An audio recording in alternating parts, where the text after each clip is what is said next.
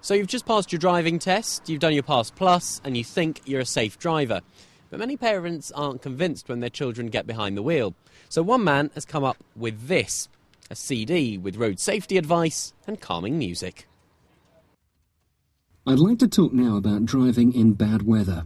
I talked earlier on about the pleasure. The CD is aimed at young drivers like Mike Wrigley, who's 24. It was his dad who came up with the idea. Mike, has it made a difference? Yes, it has. As I say, as a young driver, you think that even though you're allowed to drive on the road, you think that you know it all already. And the information contained in it, it does it makes you a lot more aware of the dangers of driving, such as it made me a lot more aware of my speed and slowing me down, and I think I'm a safer driver as a result. But would you really have the CD on in the car if your friends were in there with you? Well, I have a few times, and the original ones with my dad's voice on were rather funny.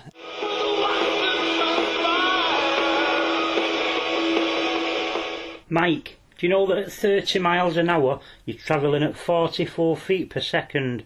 Think about that. If you're distracted for just 2 seconds, you'll have travelled 88 feet. This could mean that we won't see you tonight. But I think that if you played it to my mates, I think they'd be very appreciative of a lot of the information on there. Thanks, Mike. Well, the idea was Tony's, Mike's dad. Tony, where did the idea come from? Basically, out of my fear when both my sons passed the test, I was over the moon. But then started to worry when they were out on their own, and if they came home late, I thought the worst.